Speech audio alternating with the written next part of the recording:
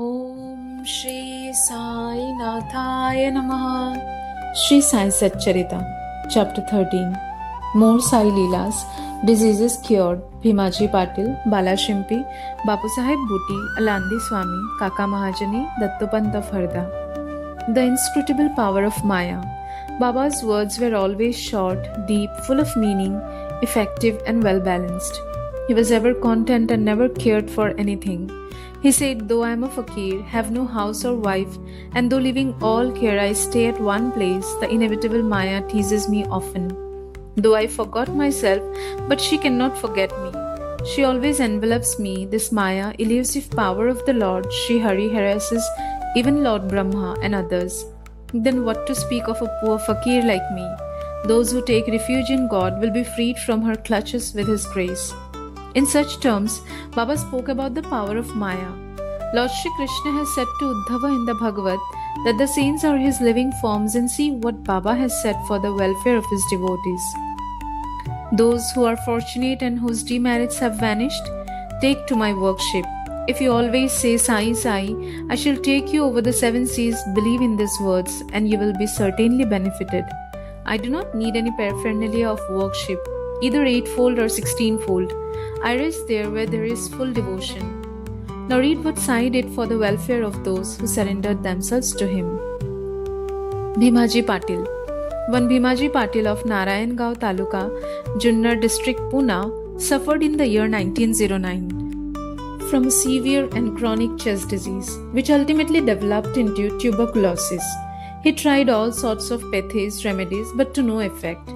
Losing all hopes, he ultimately prayed to God, O Lord Narayan, help me now. It is a well-known fact that when our circumstances are well, we do not remember God, but when calamities and adversities overtake us, we are reminded of Him. So Bhimaji now turned to God. It occurred to him that he should consult Mr. Nanasaheb Chandorkar, a great devotee of Baba, in this respect. So he wrote to him a letter giving all details of his malady and asking for his opinion.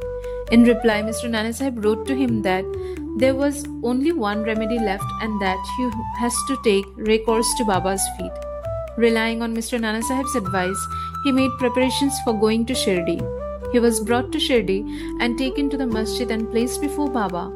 Mr. Nanasaheb and Shama Madhavrao Deshpande were present there.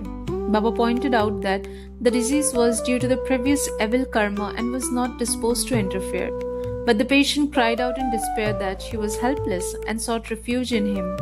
As he was his last hope and prayed for mercy, Baba's heart melted and he said, Stay, cast off your anxiety. Your sufferings have come to an end. However oppressed and troubled one may be, as soon as he steps in the masjid, he is on the pathway to happiness. The fakir here is very kind, and he'll cure the disease and protect all with love and kindness. The patient used to vomit blood every 5 minutes. But there was no vomiting in the presence of Baba. From the time Baba uttered words of mercy, the malady took a favorable turn. Baba asked him to stay in Bhimabai's house, which was not a convenient and fit place, but Baba's order had to be obeyed.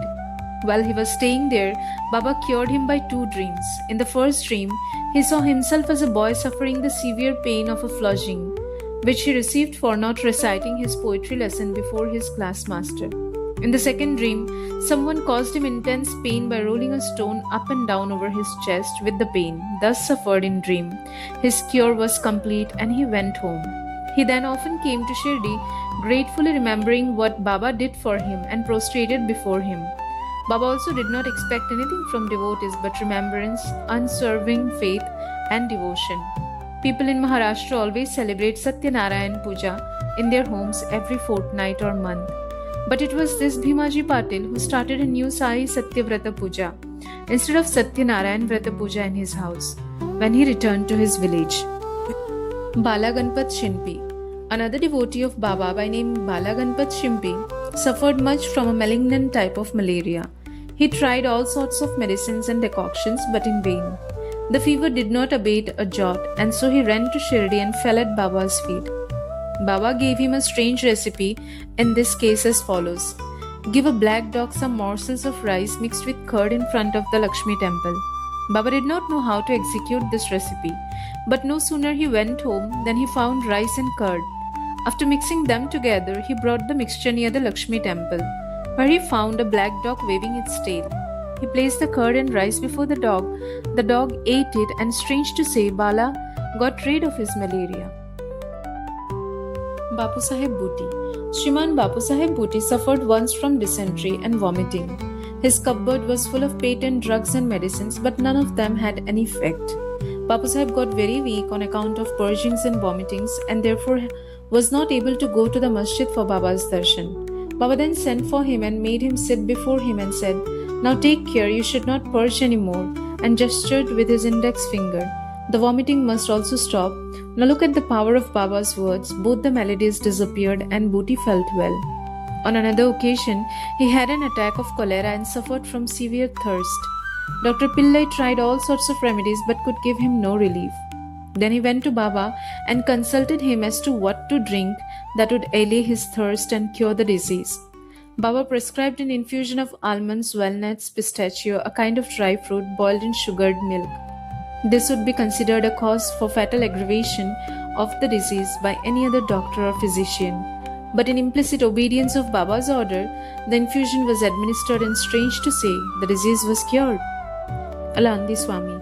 A Swami from Alandi with a desire for Baba's darshan came to Shirdi. He suffered from severe pain in his ear, which prevented him from getting sleep. He was operated for this, but it served no purpose. The pain was severe, and he did not know what to do.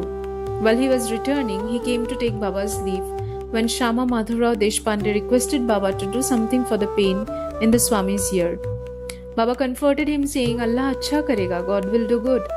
The Swami then returned to Pune, and after a week sent a letter to Shirdi stating that the pain in his ears had subsided, though the swelling was there, and in order to get the swelling removed, he went to Mumbai for operation.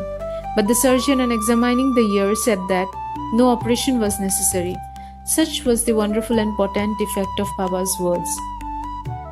Kaka Mahajani. Another devotee named Kaka Mahajani suffered once from diarrhea. In order that there should be no break in his services to Baba, Kaka kept a tambia pot with water in some corner of the masjid, and whenever there was a call, he would go out. As Sai Baba knew everything, Kaka did not inform him of his disease, thinking that Baba would of his own cure it soon. The work of constructing the pavement in front of the masjid was permitted by Baba, but when the actual work began, Baba got wild and shouted out loudly. Everybody ran away, and as Kaka was also doing the same, Baba caught hold of him and made him sit there. In the confusion that followed, somebody left a small pouch of groundnuts there. Baba took a handful of groundnuts, rubbed them in his hands, blew away the skins, and gave the clean nuts to Kaka and made him eat them. Scolding and cleaning the nuts and making Kaka eat them went on simultaneously. Baba himself ate some of them. Then when the nuts were finished, Baba asked him to fetch water. As he felt thirsty, Kaka brought a pitcher full of water. Then Baba drank some water and made Kaka also drink it. Baba declared, "Now your diarrhea has stopped and you may attend to the work of the pavement." In the meanwhile, other people who had run away returned and started the work, and Kaka, whose motions had stopped, also joined them. Are groundnuts medicine for diarrhea? According to current medical opinion, groundnuts would aggravate the disease and not cure it. The true medicine in this, as in other cases, was Baba's word. Dattupant of Harda. A gentleman from Harda by name Dattupant suffered from stomachache for about 14 years. None of the remedies gave him any relief. Then on hearing Baba's fame that he cures diseases by sight, he ran to Shirdi and fell at Baba's feet. Baba looked at him kindly and gave him blessings. When Baba placed his hand on his head, and there was no further trouble about the malady. Towards the end of this chapter, 3 cases are cited in footnotes. Madhavrao Deshpande suffered from piles. Baba gave him decoctions of Sonamukhi, Sena pods. This relieved him. Then after 2 years, the trouble reoccurred and Madhavrao took the same decoction without consulting Baba. The result was that the disease aggravated, but later on it was cured by Baba's grace. Second, Kaka Mahajani's elder brother Gandharpan suffered for many years from stomach pain. Hearing Baba's fame, he came to Shirdi and requested Baba to cure him. Baba touched his belly and said, "God will cure." From that time, there was no stomach pain and he was completely cured. 3rd, Nanasaheb Chandorkar also once suffered from acute stomach pain. He was restless the whole day and night. Doctors administered injections which produced no effect. Then he approached Baba, who told him to eat barfi, a kind of sweetmeat mixed with ghee. This recipe gave him complete relief. All these stories show that the real medicine that cured the various diseases permanently was Baba's word and grace, and not any medicines or drugs. Botu Shri Sai, peace be to all.